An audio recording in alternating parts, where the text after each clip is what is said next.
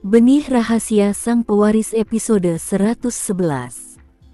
Aku juga tidak melakukan banyak hal. Wanita itu menggelengkan kepalanya. Nenek, kamu hampir membuat kami semua ketakutan setengah mati. Jangan khawatirkan aku. Aku baik-baik saja, kan? Helena bersikeras bahwa dia masih sehat dan menolak membuat yang lain khawatir. Pada saat yang sama, Kenzo merasa lega setelah melihat neneknya sadar, karena ia merasa akhirnya bisa menenangkan pikirannya. Nenek, sebaiknya nenek tinggal di rumah sakit selama seminggu, usulnya. Benar sekali, Mama. Aku janji akan mengunjungimu setiap hari agar Mama tidak merasa bosan. Tetaplah di sini. Kenapa kalian terlihat seperti ingin memenjarakanku di sini?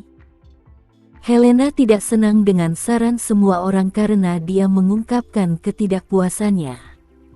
Lagi pula, mereka semua berpikir bahwa semakin dia berusaha keras untuk membuat dirinya terlihat, semakin kekanak-kanakan dia terlihat. Sementara itu, Shira merasa lega seperti yang lain saat melihat wanita tua itu dengan senyum di wajahnya sambil akhirnya merasakan kegembiraan memiliki anggota keluarga senior. Bibi Rihanna, bisakah kamu tinggal di sini saja untuk menemani nenek bersama Vano sementara aku mengantar Shira pulang? Silakan. Rihanna menganggukkan kepalanya sebagai jawaban. Ketika Kenzo mengantar Shira pulang, pria itu tampak sangat pendiam di dalam mobil, yang membuat Shira berpikir bahwa itu karena dia terlalu terkejut dengan kondisi neneknya. Oleh karena itu, dia tetap diam di sisi Kenzo sampai mereka tiba di pintu masuk area tempat tinggalnya tepat ketika Kenzo berkata, "Aku akan datang menjemputmu nanti." "Tidak perlu. Aku akan tinggal di rumah malam ini." Shira tidak ingin Kenzo kelelahan karena repotnya bepergian. "Baiklah, aku akan menjemputmu besok." Ia berharap agar gadis itu mau pindah dan tinggal bersamanya. "Baiklah, lakukan apa yang harus kau lakukan sekarang." Shira turun dari mobil dan melangkah masuk ke area permukiman. Setelah melihat wanita itu berjalan melewati gerbang, Kenzo meraih teleponnya dan menghubungi nomor Firdaus. "Kumpulkan beberapa orang dan suruh mereka ikut denganku ke rumah Nindya." Di sisi lain, Nindya dan Erik berpelukan saat tidur di Summit Mansion karena kelelahan setelah momen intim mereka beberapa menit yang lalu. Namun, hal itu juga membuat keduanya sama sekali tidak menyadari kedatangan Kenzo dan anak buahnya. Sementara itu, Firdaus terkejut dengan apa yang ditemukannya saat ia berhasil melacak transaksi yang mengarahkan mereka ke sebuah sumber, yang kemudian diidentifikasi berasal dari kartu hitam yang diberikan kepada Nindya. Presiden Wiharja, Nona Dea Grace telah menghabiskan sekitar 110 miliar dengan kartu ini dalam 6 bulan terakhir. Sial. Nindya tidak benar-benar hemat dengan uang yang diberikan kepadanya. Kenzo menyipitkan matanya, memutuskan untuk berhenti membantu Nindya secara finansial sejak saat itu. Pada saat yang sama, Firdaus memiliki kartu akses ke rumah besar itu dan dapat masuk ke kompleks itu. Selama itu, Nindya dan Erik masih tertidur lelap di kamar itu. Karena rumah besar itu milik Kenzo, ia memiliki wewenang untuk mengatur ulang kata sandinya. Alih-alih membangunkan mereka berdua, ia mengatur ulang kata sandinya dan membuka pintu. Mereka sekarang ada di atas. "Haruskah kita ke sana?" Firdaus bertanya dengan canggung, mengingat fakta bahwa Erik adalah rekannya. "Bawa mereka ke sini." Kenzo tidak tertarik menyaksikan apa yang menurutnya akan merusak pemandangan. Oleh karena itu, Firdaus dengan enggan naik ke atas sendirian dan berjalan menuju kamar tidur, di mana ia melihat beberapa pakaian tergeletak di lantai. Melihat itu, ia merasa merinding di sekujur tubuhnya saat ia mengetuk pintu, yang langsung membangunkan mereka berdua. Ketika Nindya tersadar dari pengaruh alkoholnya, Erik langsung bertanya, "Siapa lagi yang punya akses ke rumah Anda, Nona de Agres? Apakah itu pembantu?" Nindya yang terlihat dengan rambut acak-acakan, marah kepada pembantu yang dikiranya sedang mengetuk pintu. Saat Erik mengenakan pakaiannya dengan panik, Nindya membungkus dirinya dengan piyama dan membuka pintu, hanya untuk disambut oleh wajah Firdaus yang membuat mereka ngeri dan tertegun. Tuan Firdaus, apa yang membawamu ke sini?" Nindya bertanya dengan nada ketakutan dan melanjutkan menjelaskan apa yang mungkin tampak oleh Firdaus, meskipun Erik terlihat mengancingkan kemejanya di belakang. "Tuan Wiharja sudah menunggu di bawah. Turunlah ke sana setelah selesai mengenakan pakaianmu." Firdaus menyelesaikan perkataannya dan berjalan pergi. Mendengar perkataan pria itu, wajah Nindya menjadi pucat. "Apa? Kenzo menunggu di bawah?" Dia kemudian mengalihkan perhatiannya ke Erik dan melotot padanya. "Kita tidak akan mengatakan apapun tentang hubungan kita." "Jangan bilang," jawab Erik. "Pertanyaan bodoh macam apa itu? Aku belum mau mati." Setelah mengenakan pakaian mereka turun ke bawah seolah-olah baru saja selesai membicarakan bisnis mereka. Kemudian, Nindya berjalan ke Kenzo, meskipun dia masih berusaha mengatasi perasaan terkejutnya tentang kunjungan mendadak pria itu. "Ada apa, Kenzo?" Meskipun waktunya singkat, Nindya berhasil memakai riasan dan mengoleskan lipstik ke bibirnya sebelum menunjukkan dirinya dalam balutan mantel yang bagus. Pada saat yang sama, Erik terlalu takut untuk mendongak karena dia tampak takut untuk melangkah maju. Sementara itu, Kenzo menatap dingin ke arah wanita yang datang ke arahnya.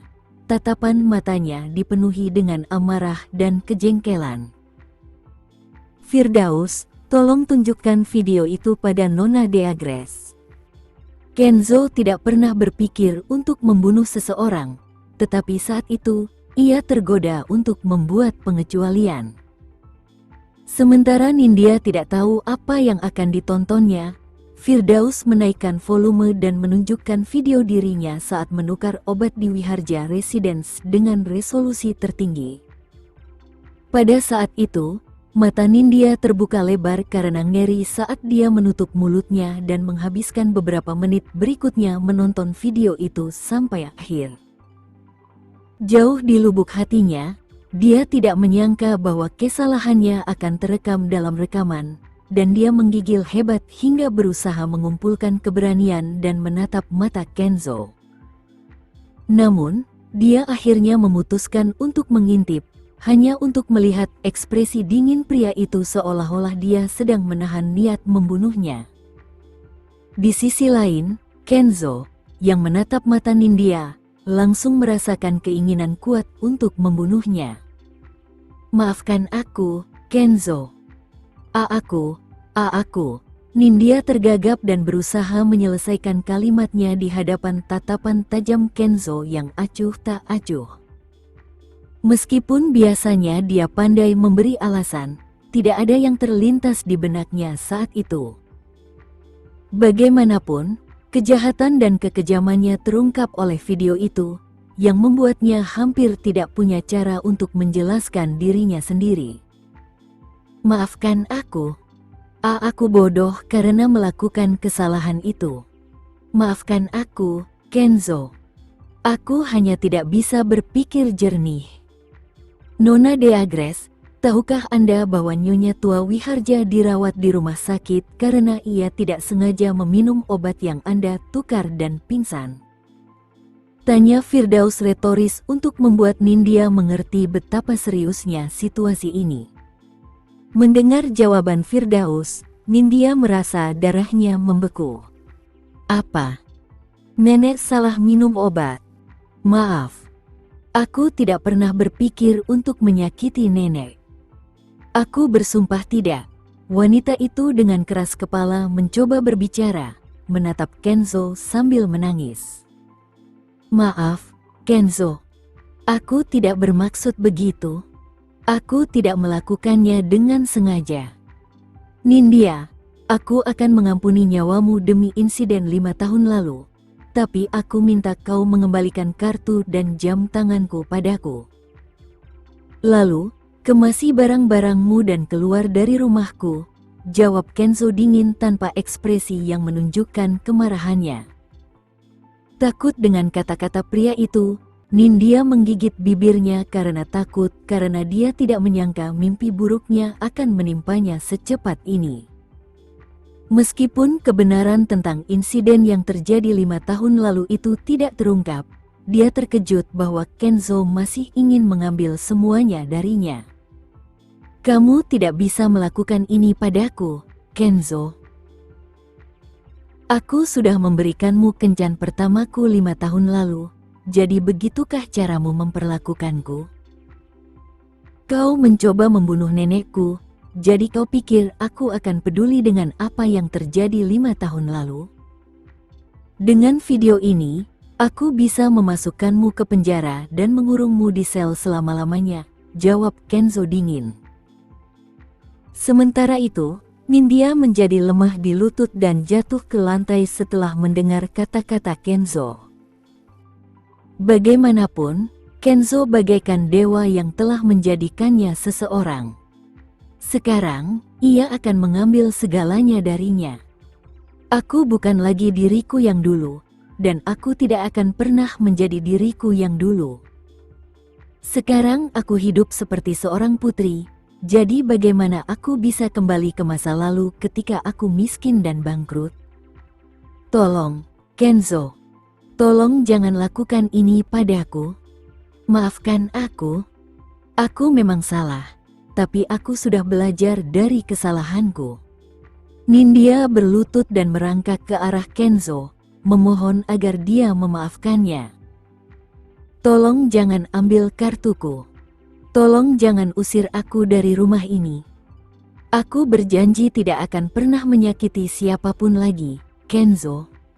Aku tidak ingin kehilangan semua yang kumiliki sekarang. Di sisi lain, Firdaus dan pengawal lainnya terdiam melihat reaksi Nindya, melihat bagaimana wanita itu rela memohon kepada Kenzo agar tidak mengambil uangnya dengan mengorbankan harga dirinya.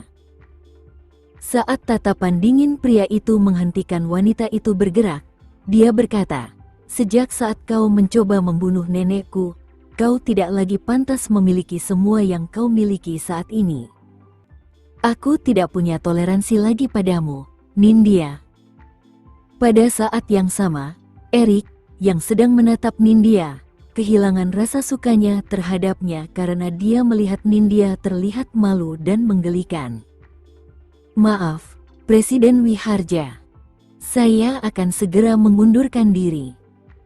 Dia berjalan mendekat dan menambahkan, "Saya tahu saya telah melakukan kesalahan karena membiarkan Nona Deagres merayu saya. Saya minta maaf atas hal itu." "Apa yang kau bicarakan, Erik? Aku tidak merayumu, tapi kau memaksaku untuk tidur denganmu." Nindya membantah Erik, menolak untuk membiarkan tuduhan Erik menambah kebencian Kenzo padanya.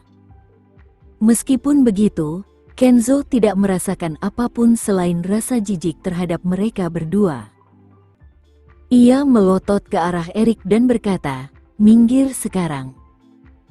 Mengetahui bahwa Kenzo menunjukkan belas kasihan kepadanya dengan menyuruhnya pergi, Erik bangkit berdiri dan terhuyung-huyung pergi dengan putus asa sementara Nindya tetap tinggal dan terus berlutut dengan wajah pucat untuk menunjukkan keengganannya kehilangan semua yang dimilikinya. "Temukan kartu Tuan Wiharja dan bawa kemari." Firdaus memberi perintah kepada para pengawal. "Tidak, tolong jangan ambil kartuku. Tolong jangan." Nindya mencoba meraih tas tangannya, Tetapi para penjaga itu selangkah lebih maju darinya saat mereka mengosongkan tas itu dan meraih dompetnya.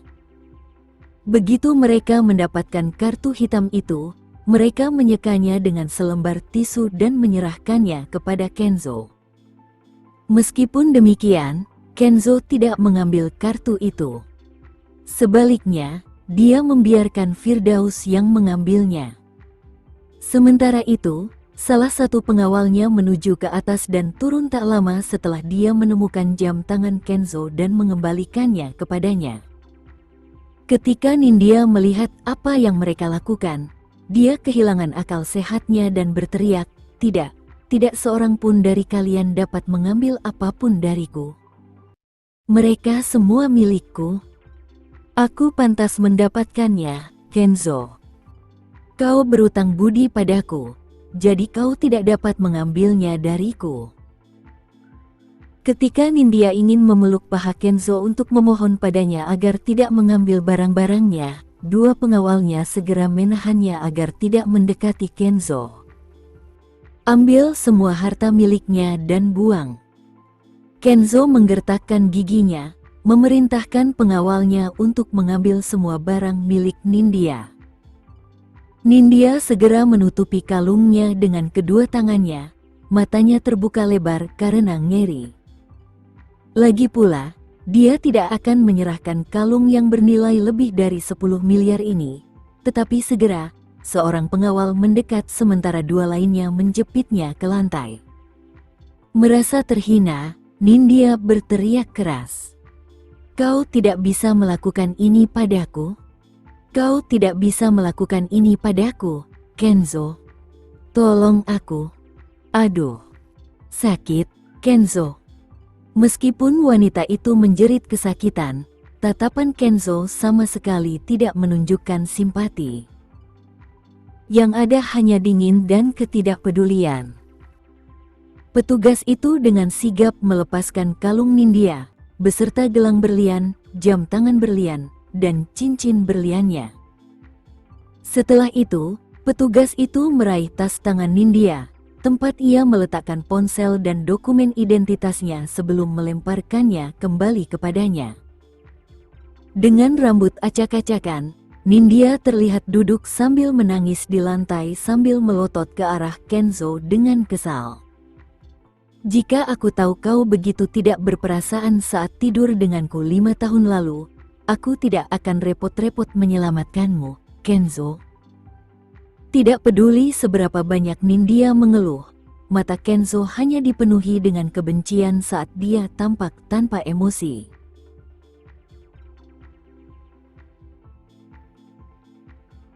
Sekian dulu ya video kali ini, kita lanjutkan lagi videonya di lain waktu. Oh iya, bagaimana menurut kalian? Semoga bisa sedikit menghibur kalian semua.